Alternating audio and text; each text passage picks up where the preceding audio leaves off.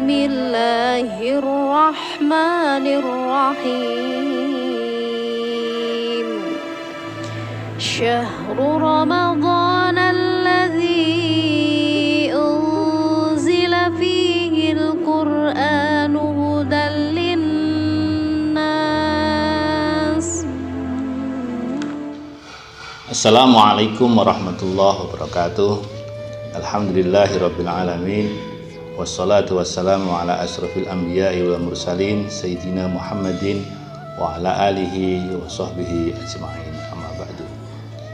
Anak-anakku, sahabat-sahabat, soleh-solehah dimanapun kalian berada, sepantasnya hari ini kita bersyukur pada Allah Subhanahu wa Ta'ala yang telah melimpahkan begitu banyak nikmat kepada kita. Nikmat yang paling besar adalah nikmat iman, nikmat Islam, dan wabil khusus hari ini kita diberikan nikmat yang besar juga, yaitu dipertemukannya kita dengan bulan yang suci, yaitu bulan suci Ramadan. Anak-anakku, sahabat-sahabat, soleh-solehah dimanapun kalian berada, alhamdulillah kali ini kita masih bertemu dalam acara Kultum Ramadan. Insya Allah hari ini kita akan menyampaikan salah satu sari dari sebuah hadis. Anak-anakku, soleh-solehah dimanapun kalian berada, suatu ketika Rasulullah SAW menaiki sebuah mimbar. Ketika beliau naik di tangga mimbar yang pertama, beliau membaca amin. Kemudian naik lagi ke tangga kedua, membaca amin. Kemudian naik lagi ke tangga ketiga, membaca amin. Sahabat-sahabat yang berada di sekeliling Rasulullah bertanya-tanya dan terheran-heran, dan kemudian bertanya pada Rasulullah, "Ya Rasulullah, aku melihat engkau melakukan sesuatu yang berbeda dari yang biasa engkau lakukan." Kemudian Rasulullah menjawabnya, "Wahai sahabat-sahabatku, ketika aku menaiki tangga yang pertama tadi, datanglah malaikat Jibril kepadaku. Malaikat Jibril kemudian berdoa dan aku diminta untuk mengamininya, maka aku pun mengamininya. Demikian juga ketika naik ke tangga kedua dan ketiga." Apa doanya yang dibaca oleh malaikat Jibril? Rasulullah menyampaikan, malaikat Jibril berdoa, "Celakalah bagi orang yang mendapati dan bertemu bulan Ramadan tapi tidak diampuni dosanya oleh Allah."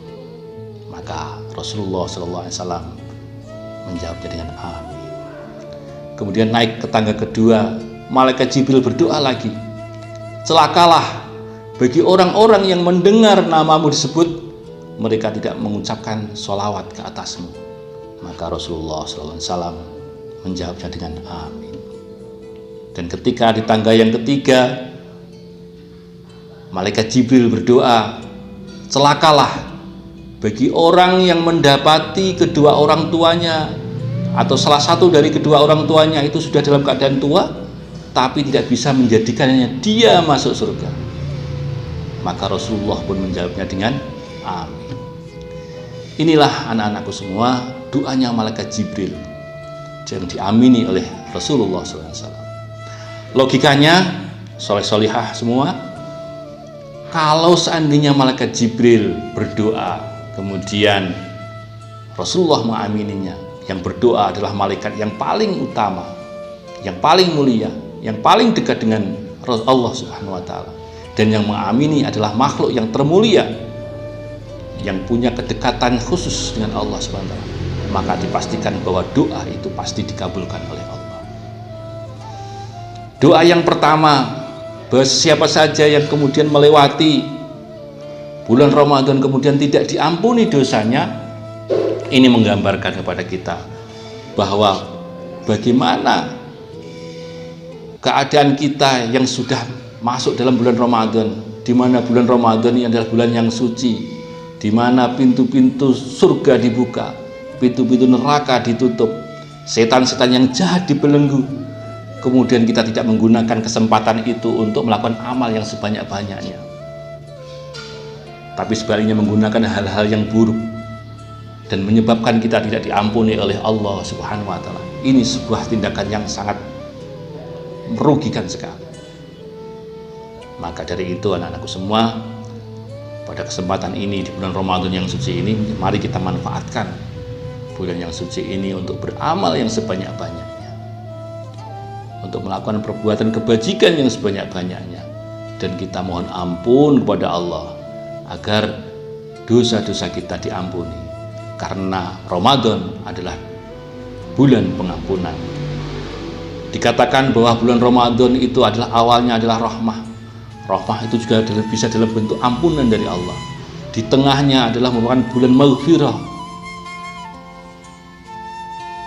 Kemudian di akhir bulan Ramadan ini disebut sebagai itqu minan nar, pembebasan dari api neraka.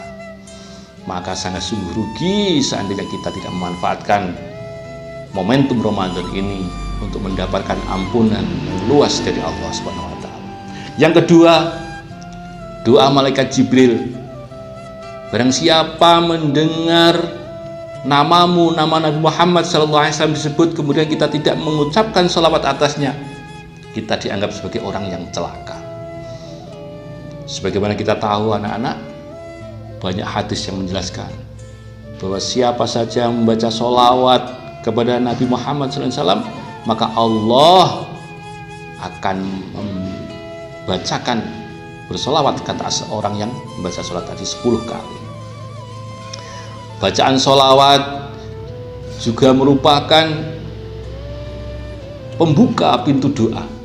Barang siapa yang berdoa kemudian membaca sholawat, maka doa-doanya akan diijabahi oleh Allah. Dan banyak lagi manfaat-manfaat daripada membaca sholawat ini. Dan yang paling penting, bahwa membaca sholawat ini adalah bukti kecintaan kita kepada baginda Rasulullah SAW. Yang ketiga anak-anakku sekalian, doanya malaikat Jibril yang diamini oleh Rasulullah SAW adalah barang siapa yang menemui kedua orang tuanya sudah dalam keadaan tua, kemudian dia tidak bisa menggunakan, memanfaatkan itu untuk dia bisa masuk surga. Karena siapa saja yang mau merawat orang tuanya, itu adalah merupakan jalan untuk menuju surga. Suatu ketika Abdullah bin Mas'ud bertanya kepada Rasulullah SAW, ya Rasulullah, apa amalan yang terbaik? Apa amalan yang paling afdol? Kemudian Rasulullah menjawab, amalan yang paling afdol adalah sholat tepat pada waktunya. Kemudian Abdullah bin Mas'ud bertanya lagi, ya Rasulullah, setelah itu apa lagi? Kemudian beliau menjawab, setelah itu adalah berbakti kepada orang tua. Ya Rasulullah, setelah itu apa lagi? Setelah itu adalah, kata Rasulullah, sabda Rasulullah adalah berjihad. Ini menunjukkan sahabat-sahabat soleh-solehah dimanapun Anda berada, menunjukkan bahwa bagaimana derajat tingginya kemuliaan orang yang mau merawat kedua orang tuanya. Untuk itu maka dikatakan, didoakan oleh malaikat Jibril, rugi orang yang menemui, mendapati kedua orang tuanya sudah dalam keadaan tua, tidak bisa menjadikan dia masuk surga. Hadirin, sahabat, anak-anakku soleh-solehah dimanapun kalian berada, ini sedikit dari kultum yang bisa saya sampaikan. Mudah-mudahan kita berharap, kita berdoa, kita menjadi orang-orang yang diampuni oleh Allah di bulan yang suci ini. Kita berharap menjadi orang yang bagian dari orang yang dicintai dan mencintai Rasulullah SAW dengan banyak membaca sholawat. Yang ketiga, kita berharap bahwa kita menjadi orang-orang yang mau berbakti kepada kedua orang tua kita. Demikian apa yang bisa saya sampaikan. Mohon maaf atas segala kekurangan. Wallahul muwaffiq ila aqwamit thoriq. Wassalamualaikum warahmatullahi wabarakatuh.